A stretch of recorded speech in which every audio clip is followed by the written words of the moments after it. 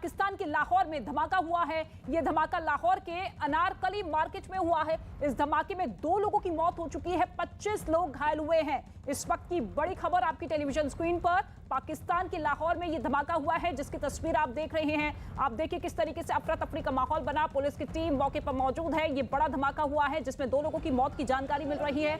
इसके साथ ही 25 लोग घायल बताए जा रहे हैं। पाकिस्तान के लाहौर में ये बड़ा धमाका हुआ है बाजार के बीचों बीच, जिसमें 2 लोगों की मौत की जानकारी और 25 लोग घायल हुए हैं। न्यूज़ 18 पर ये एक्सक्लूसिव तस्वीरें आप देखिए धमाके से जुड़ी हुई। लाहौर में ये धमाका हुआ है जिसमें 2 लोगों की मौत की जानकारी अब तक मिल रही है। लाहौर का अनारकली बाजार बताया जा रहा है जहां पर यह धमाका हुआ है।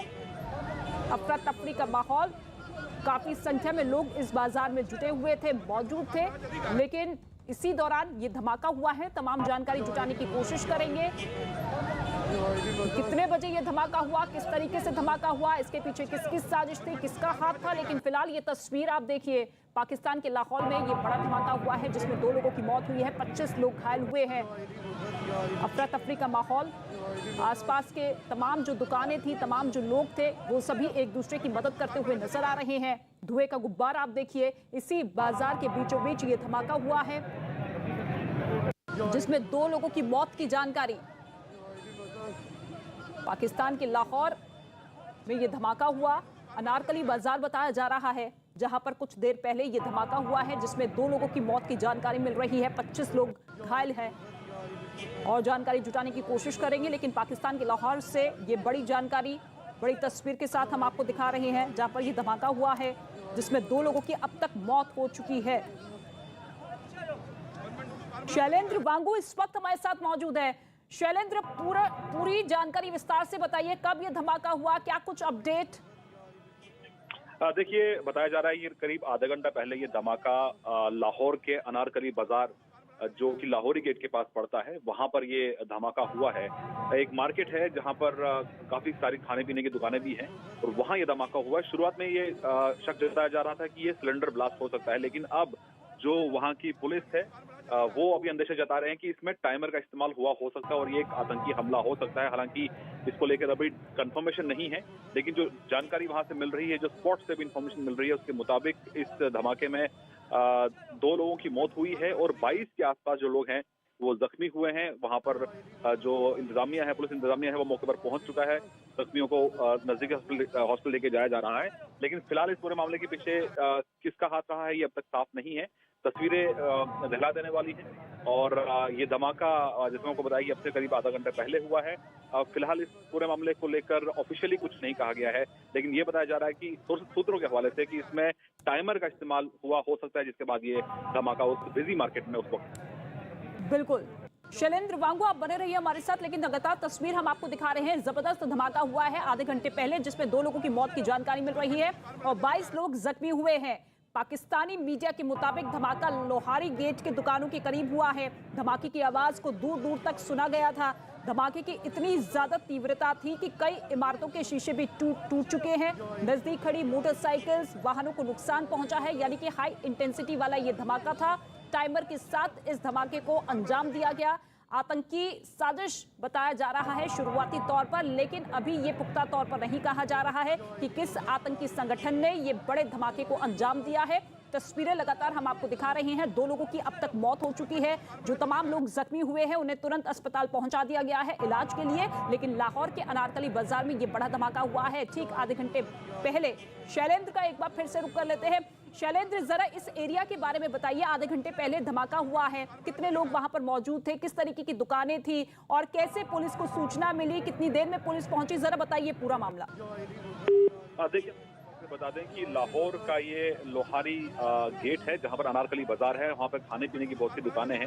अगर हम भारत से दूरी की बात करें तो अमृतसर से बहुत दूर नहीं है लाहौर, और वहां पर उस वक्त ये दोपहर का वक्त था जिस वक्त वहां पर लोग खाने पीने के लिए भी जाते हैं। और आपको ये भी बता दें कि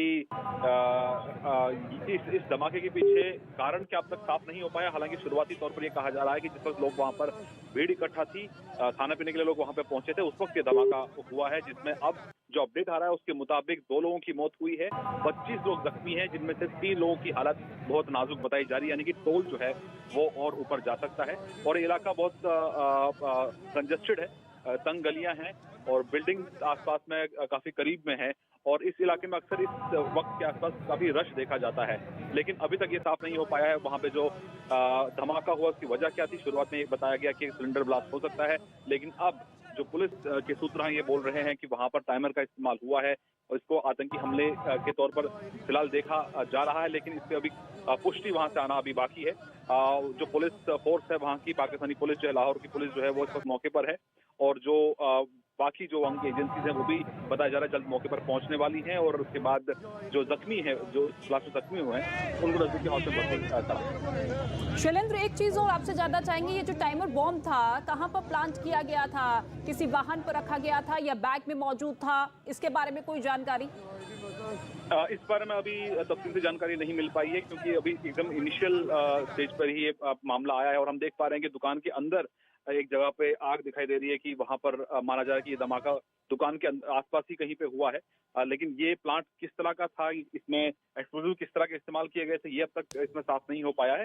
हालांकि हम ये भी देखते आ रहे हैं ये नई बात नहीं है पाकिस्तान के लिए। पाकिस्तान के खिलाफ जो लगातार एक आतंकी संगठन टीटीपी, तहरीक-ए-तालिबान पाकिस्तान, इस तरह के हमले पहले भी करता आ रहा है, लेकिन रेजिडेंशियल मार्केट में इस तरह का धमाका होना अपने आप में सवाल खड़े करता है कि वो कौन सा संगठन है जो इस वक्त पाकिस्तान आर्मी, पाकिस्तान गवर्नमेंट के खिलाफ इस तरह की धमाका करके इस तरह के मैसेज कन्वे करना चाहता होगा।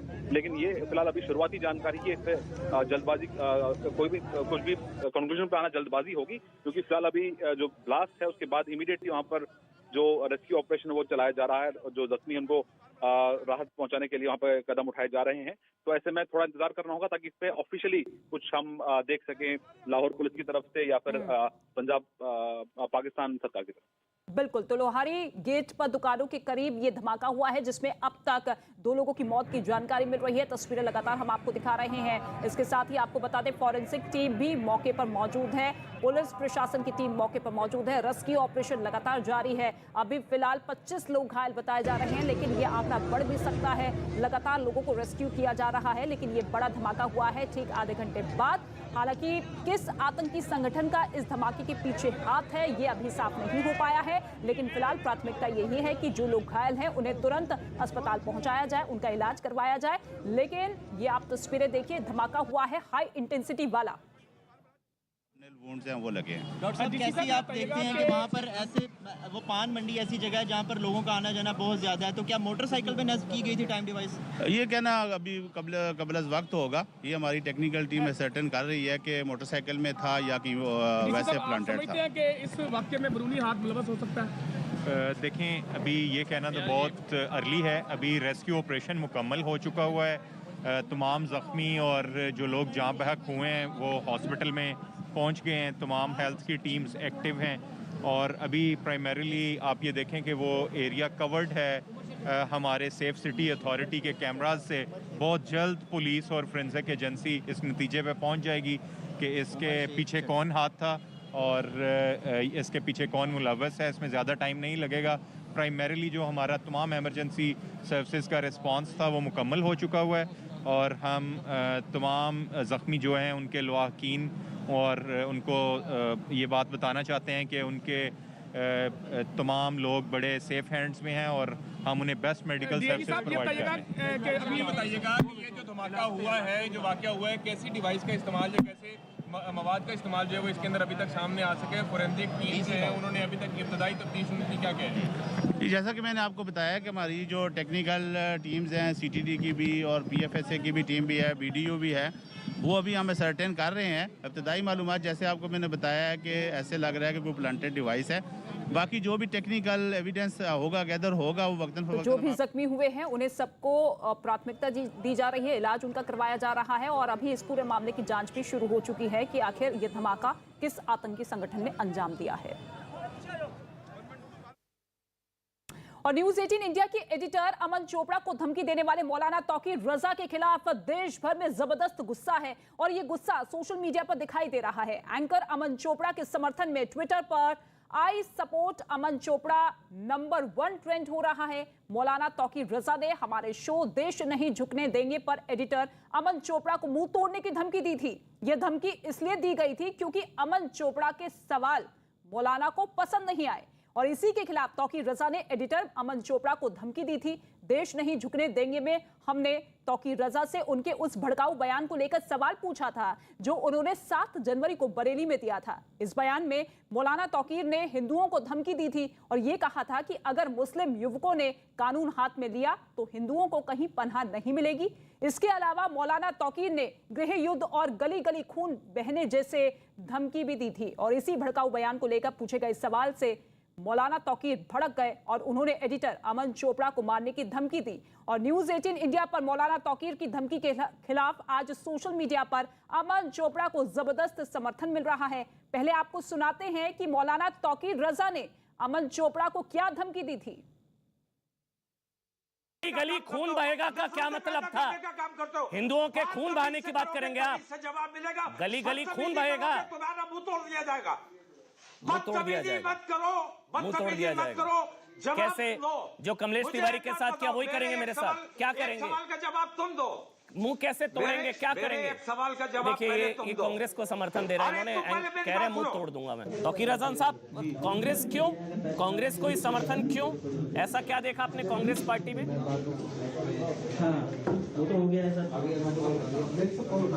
कांग्रेस से हमेशा हमारी नाराजगी रही है, लेकिन पिछले दिनों प्रियंका गांधी से जब हमारी मुलाकात हुई और उनसे बातचीत की तो हमने ये अंदाज़ा लगाया कि पहले की कांग्रेस जो आरएसएस के घेरे में हुआ करती थी, उस कांग्रेस में और आज की कांग्रेस में बहुत ज़मीन आसमान का फ़र्क आया है। आज के लोग नए क्लेवर के लोग हैं, नए जोश और जज्बे के लोग हैं, नया प्रोग्राम लेकर आए हैं और आज एक लड़की आई है फिरका परस्ती से, नफरतों से, तासुब से, भ्रष्टाचार से, दंगे फसाद से, आतंकवाद से लड़ने के लिए लड़की आई है और कहती है कि मैं लड़की हूँ, लड़ सकती हूँ। तो हम भाइयों की ये जिम्मेदारी बनती है कि लड़की आई है तो हमें उसकी मदद करनी चाहिए। लेकिन आप तो हिंदुओं से लड़ना चाह रहे थे ना, तो हिंदुओं से लड़ने के लिए आपको कांग्रेस की जरूरत है? नहीं, मैं हिंदुओं से कभी नहीं लड़ना चाह रहा था।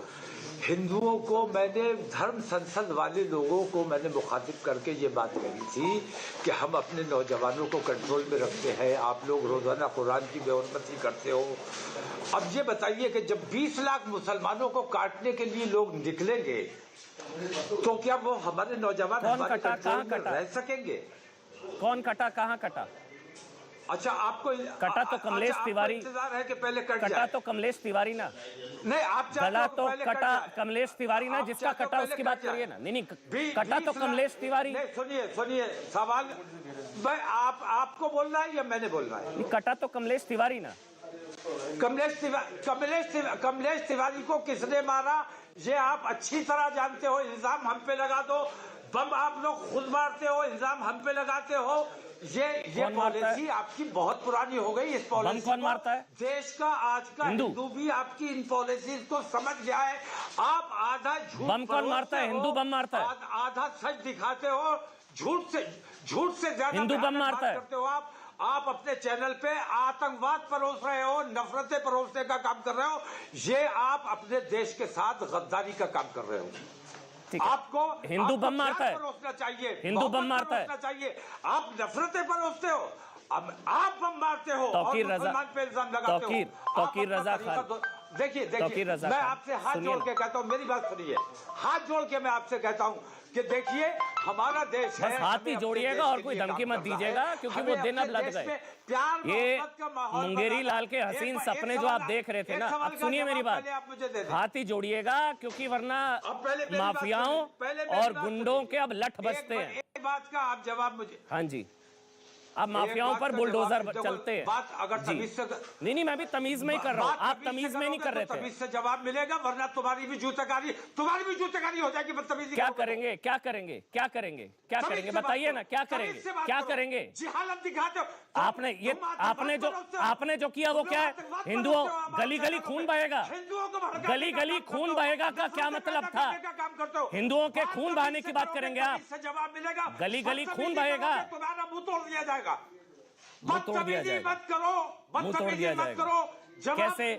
जो कमलेश तिवारी के साथ किया वही करेंगे मेरे साथ? क्या करेंगे? सवाल का जवाब तुम दो। मुंह कैसे तोड़ेंगे, क्या करेंगे? एक सवाल का जवाब देखिए ये कांग्रेस को समर्थन दे रहा है, इन्होंने कह रहे मुंह तोड़ दूंगा मैं। ये मुंह तोड़ने वाले की बात कर रहे हैं। मैं बात करूंगा, इन लोगों से बात करवा रहे हो मेरी, इन्हें बात करने का तमीज नहीं है। इन लोगों से मेरी बात करवा रहे हो भाई, किन लोगों से बात करवा रहे हो मेरी? तुम लोग आते हो बात करने के लिए, ये बात करने के लायक है? इस लायक है कि इनकी बात का जवाब दिया जाए? आप मेरी एक बात का जवाब दीजिए। ये मेरा बयान 7 जनवरी का है। 7 जनवरी से अभी तक आप लोग कहां सो रहे थे? आपकी सरकार कहां सो रही थी? शासन प्रशासन कहां सो रहा था? मैंने अगर कोई देश विरोधी काम किया, मेरे ऊपर मुकदमा क्यों नहीं लगाया गया? बिल्कुल सही बात है। आज आप कांग्रेस को घेरने के लिए मुझे पकड़ रहे हो। कांग्रेस को घेरना है, कांग्रेस की गलतियों के लिए उनको पकड़ो। मेरी गलतियों की वजह से कांग्रेस को घेरने की कोशिश जो नाकाम कर रहे हो ना, तुम्हें अंदाजा हो गया है कि तुम्हारी साजिशें खुल चुकी है। तुम्हारी लोगों को, साजिशों को लोग महसूस कर चुके हैं। तुमने जो आज रास्ता बनाया है कि योगी तो जा रहे हैं, अब अखिलेश को हम अपनी गिरफ्त में ले लें। अखिलेश की तरफ तुम अपने लोगों को, एमएलए को और अपने मंत्रियों को जो ट्रांसफर करवा रहे हो, ये तुम्हारी गहरी साजिश लोग समझ गए हैं। अब तुम्हारे साथ कोई खड़े होने वाला नहीं है। जी एक सवाल पूछ लूं तौकीर से, अगर आपकी इजाजत हो। तौकीर रजा खान जी, योगी जी के रहते आपको क्या समस्या हो रही थी जो आपका सपना नहीं पूरा हो पा रहा था, हिंदुओं के नरसंहार और हिंदुओं के खिलाफ गृह युद्ध? तो योगी जी के रहते आपको क्या प्रॉब्लम हो रही थी जो आप चाहते हैं ये जाए तो मैं अपना सपना पूरा कर पाऊंगा? तौकीर रजा खान, एक बात नहीं, मुझे योगी सरकार से मुझे कोई कष्ट नहीं है। योगी सरकार में मुसलमान जितने चैन से रहा है, उतने चैन से 176 दंगे हमने झेले हैं अखिलेश यादव की सरकार में, और योगी सरकार में एक भी दंगा नहीं हुआ है। मैं तो मानता हूं, योगी जी ने भी इस बात को कहा है कि एक भी दंगा नहीं हुआ, लेकिन मैं पूछता हूं कि दंगा क्यों नहीं हुआ? दंगाई तो तुम ही थे, तुम ही दंगा करते थे। आज तुम सरकार बनाए बैठे हो तो चाहे तो सब तरफ शांति रहे। अखिलेश की सरकार थी तो तुमने गली गली दंगे कराए थे। ये फर्क है, इसीलिए हम ये चाहते हैं। योगी जी के रहते दंगा नहीं कर पा रहे, ये दर्द है आनी चाहिए ना। योगी जी के रहते दंगा नहीं कर पा रहे आप, क्योंकि योगी जी और योगी जी ही योगी जी के और दंगा कराया करते थे। रोज मस्जिद पे हमले, ये बताइए अखलाक को क्या मैंने मारा था? जियाउल हक अंसारी जो डिप्टी एसपी था, उसको मैंने मारा था। मस्जिदों पे पथराव मैंने किया था, मस्जिदों में सुअर का गोश्त मैंने डाला था। उधर जाएंगे ना तो मैं मुजफ्फरनगर दंगे में चला जाऊंगा। मुजफ्फरनगर दंगे में क्या हुआ था, किसने क्या किया था? चलिए खैर, हिंदू आप लोगों की इन साजिशों को पहचान गया है। और मैं बताता हूँ कि भारतीय जनता पार्टी को मुसलमान नहीं हरा सकता, नहीं हरा रहा है। इस बार भारतीय जनता पार्टी हार रही है अपने कारनामों की वजह से, और उसे हिंदू समाज हराने का काम कर रहा है। That's all. बहुत बहुत शुक्रिया। तो हिंदुओं की नरसंहार की बात करने वाले तौकीर रजा आज पूरे देश के सामने एक्सपोज हो चुके हैं। अमन चोपड़ा मेरे साथ फोन लाइन पे मौजूद है। अमन चोपड़ा, एक एंकर का काम क्या होता है? सवाल पूछना, लेकिन ये सवाल इतने ज्यादा चुप गए कि बौखलाहट इस कदर आई कि सीधे तौर पर आपको जान से मारने की धमकी। देखिए रितिका, यही जो अभी मैसेज है ना, वो संभवतः वो यही है कि इस तरह की हेट पॉलिटिक्स, कम्युनल, सांप्रदायिक, ऐसे जहरीले लोगों की सोसाइटी में कोई जगह नहीं है। देखिए, आपका और मेरा काम है, हम सवाल पूछते हैं, हम कोई पर्सनल सवाल नहीं, हम लोगों के सवाल पूछ रहे हैं। तो लोगों में गुस्सा था इस चीज को लेकर, जो स्टेटमेंट थी मौलाना तौकीर रजा की, जब उन्होंने कहा था कि सर छुपाने की जगह नहीं मिलेगी, नक्शा बदल दूंगा, गली गली खून बहेगा। और उसके बाद जब उन्होंने कहा कि बाटला हाउस एनकाउंटर में जो आतंकी मारे गए वो शहीद थे, एनकाउंटर फर्जी था, शहीद मोहन चंद शर्मा की शहादत पर सवाल उठाए, तो वो सवाल बहुत जरूरी थे पूछने। और ये जो अभी जो ट्विटर पर, सोशल मीडिया पर, फेसबुक के जो रिएक्शंस हैं, वो ये उन पार्टियों के लिए सोचने वाली चीज है जो ऐसे लोगों को लेजिटिमाइज करती हैं प्लेटफॉर्म देकर। ये वो मैसेज उन लोगों के लिए है कि सोसाइटी में, पॉलिटिक्स में हेट्रेड नहीं जिताएगा। कम्युनल, सांप्रदायिक नफरत, जहर, इस तरह की राजनीति की कोई जगह नहीं। अब लोग पॉजिटिव आउटलुक के साथ आगे बढ़ रहे हैं। पॉलिटिक्स में भी जब हम देखते हैं, जब ऐसे लोगों को मंच दिया जाता है, जब ऐसे लोगों के साथ तस्वीर शेयर की जाती है, जब ऐसे लोगों का सपोर्ट लिया जाता है, तो क्या बयानों का भी सपोर्ट होता है? क्योंकि ऐसे लोग, देखिए, जब हरिद्वार की धर्म संसद हुई थी, उसमें भी जिस तरह की स्टेटमेंट थी वो भी गलत थी। यति नरसिंहानंद, मैं नाम लेकर बोल रहा हूँ, जो वो जो बयान थे वो गलत थे। उसके खिलाफ भी हमने आवाज उठाई थी, एज एन एंकर आपने भी, हम सब ने आवाज उठाई थी कि फंडामेंटलिस्ट की कहीं कोई जगह नहीं है। लेकिन प्रॉब्लम तब आ जाती है जब धमकी का धर्म हो जाता है। एक धमकी सेकुलर होती है, एक धमकी कम्युनल होती है। हरिद्वार की धर्म संसद की धमकी पर बहुत गुस्सा आया, लेकिन बरेली के जहरीले मौलाना की धमकी पर चुप्पी, मतलब कोई बात करने को तैयार नहीं था, एक सेकुलर सन्नाटा था।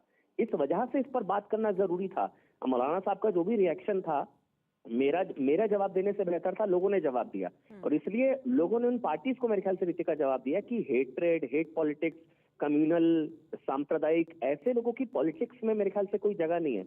और ये जो आप लोगों का जो सपोर्ट है वो संभवतः मेरे लिए नहीं है, ये ऐसे लोगों के खिलाफ गुस्सा है, ये मेरा सपोर्ट नहीं है। देखिए, ये उन लोगों के खिलाफ है कि ऐसे लोगों की एक्सेप्टेंस सोसाइटी में नहीं है, ये बल्कि नुकसान। क्योंकि एक इस तरह की मिसकंसेप्शन होती है, ये हम मुगालते में होते हैं कि ये लोग आते हैं तो एक सोसाइटी सपोर्ट आएगा, वोट बैंक आएगा, लोग इनके साथ आएंगे। वो भी गलत साबित हुआ है, कई बार गलत साबित हुआ है।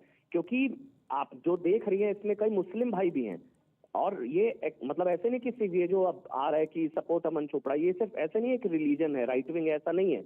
कई मुस्लिम भाई भी हैं, वो भी इस चीज को कह रहे हैं कि वाकई में इस चीज की कोई जगह नहीं है सोसाइटी में, और कोई भी इन लोगों के साथ नहीं खड़ा है। प्रॉब्लम बस यहाँ आती है कि पार्टीज क्यों लेजिटिमाइज करती हैं ऐसी स्टेटमेंट को। इस वक्त गौरव भाटिया मेरे साथ मौजूद है, बीजेपी के नेता। गौरव भाटिया, आज लोगों ने अपना समर्थन देकर, क्योंकि आज देखिए ट्विटर पर ट्रेंड कर रहा है आई सपोर्ट अमन चोपड़ा, और इस समर्थन को लेकर सवाल यही उठ रहा है कि आखिर पॉलिटिकल पार्टीज कब समझेगी कि हेट पॉलिटिक्स आज की मौजूदा राजनीति में कहीं पर भी टिकती नहीं है, लोग एक्सेप्ट नहीं करते, लेकिन पॉलिटिकल पार्टीज ऐसे लोगों को मंच देती है, उनके साथ गठबंधन करती है, अपने साथ लेकर आती है।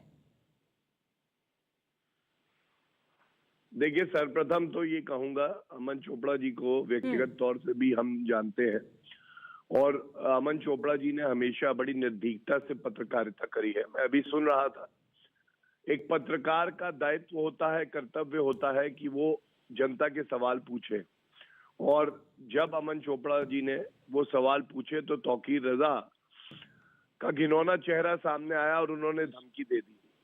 ये धमकी वो केवल अमन चोपड़ा को नहीं दे रहे थे, ये धमकी वो पूरे देश में जितने लोग ईमानदारी से अपना कार्य कर रहे हैं उनको दे रहे थे। और इतना ही कहेंगे कि ये जो नफरत की राजनीति है जिसका समर्थन कांग्रेस पार्टी करती है, क्योंकि ये प्रेस वार्ता कांग्रेस पार्टी के हेडक्वार्टर में हुई थी, उनके प्रदेश अध्यक्ष तौकीर रजा के बगल में बैठे थे, और प्रियंका वाड्रा गांधी के साथ उनकी तस्वीर बाहर आई थी। ये स्पष्ट हो जाता है कि जो भारत के नक्शा बदलने की बात करेगा उसको कांग्रेस पार्टी का समर्थन है। जो ये कहेगा कि हिंदुओं को भारत में रहने की जगह नहीं मिलेगी अगर हमने मुस्लिम युवाओं को छूट दे दी, तो उसको कांग्रेस पार्टी का समर्थन है।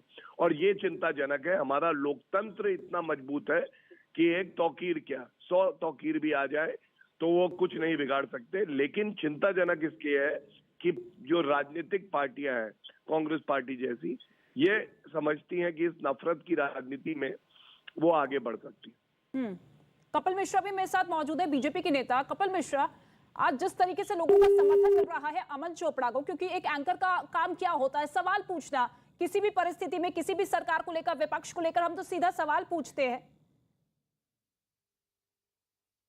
ठीक है, कपिल मिश्रा हमारे साथ जुड़ेंगे, लेकिन अमन चोपड़ा, उनका रुख कर लेते हैं। अमन चोपड़ा, देखिए लोगों की एक्सेप्टेंस, ऐसे लोगों की एक्सेप्टेंस नहीं है जिस तरीके से समर्थन आज ट्विटर पर मिल रहा है, लेकिन सवाल यही है कि कांग्रेस पार्टी का स्टैंड क्या कुछ होगा, क्योंकि ये तो सीधे तौर पर आपसे ये भी कह रहे हैं कि देखिए कांग्रेस पार्टी को घेरने के लिए आप मुझे कटघरे में खड़ा कर रहे हैं, लेकिन ये भी मान नहीं रहे हैं कि जो वो बयान जहरीले बोलते हैं उसमें वो गलत हैं।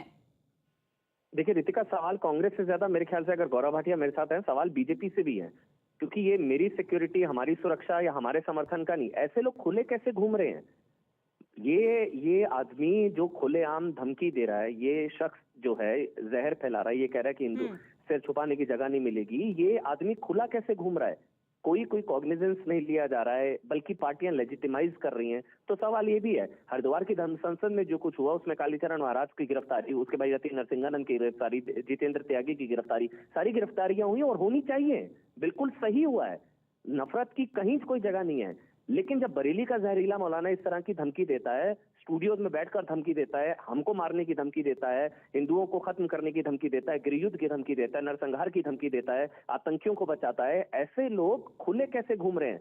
ये सवाल मेरे ख्याल से, क्योंकि ये सिर्फ हमारी सुरक्षा या हमारे हमसे ये जितनी भी आवाज इस वक्त आप सुन रही हैं ट्विटर पर, सोशल मीडिया पर, इसमें हम कुछ पार्टी नहीं है, ये लोगों की आवाज है कि ऐसे लोगों को रिजेक्ट करने की जरूरत है। ऐसे लोग फायदे से ज्यादा नुकसान पहुंचाते हैं। उन पार्टियों को सोचने की जरूरत है जो इनको लेजिटिमाइज करती हैं। और बीजेपी से सवाल ये कि ऐसे लोग खुले कैसे घूमते हैं, कार्रवाई में भी क्या चश्मा होता है? ये हम बार बार मैं डिबेट में कहता हूं, ये फर्जी सेकुलरिज्म का साइनाइड कुछ लोगों ने चाटा हुआ है। उस वजह से होता यह है कि एक धमकी दिखती है, धमकी का धर्म हो जाता है। हरिद्वार की धर्म संसद की धमकी, लेकिन धमकी का धर्म नहीं होता। तो ये बरेली का जहरीला मौलाना अब तक खुला कैसे घूम रहा है? कोई कॉग्निजेंस नहीं, कोई कुछ नहीं। ये मेरे ख्याल से बड़ा सवाल है, और बीजेपी से भी सवाल है कि खुला कैसे घूम रहा है।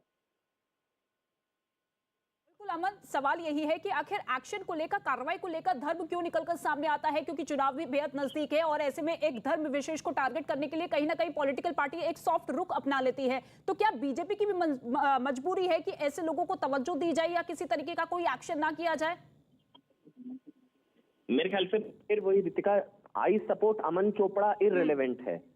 आई सपोर्ट यूनाइटेड नेशन, मतलब संयुक्त भारत, एक भारत, जो हमारा शो है देश नहीं झुकने देंगे, उसमें भी हम वही कॉन्सेप्ट लेकर चलते हैं कि ऐसे लोगों की कहीं कोई जरूरत नहीं है, ऐसे लोगों को लेजिटिमाइज नहीं करना चाहिए, ऐसे लोगों को पॉलिटिकल, देखिए माफिया गठजोड़, वहां मुख्तार अंसारी, अतीक अहमद, ऐसे लोगों को, उनके परिवार वालों को टिकट, उनकी मदद लेकर वहां ओम प्रकाश राजभर मुख्तार अंसारी से मिलने जेल में जाते हैं, पार्टी से ऐसे लोगों को लेजिटिमाइज करती हैं। तो ये भस्मासुर की तरह होते हैं, ऐसे जितने भी लोग हैं राजनीति में भस्मासुर की तरह होते हैं।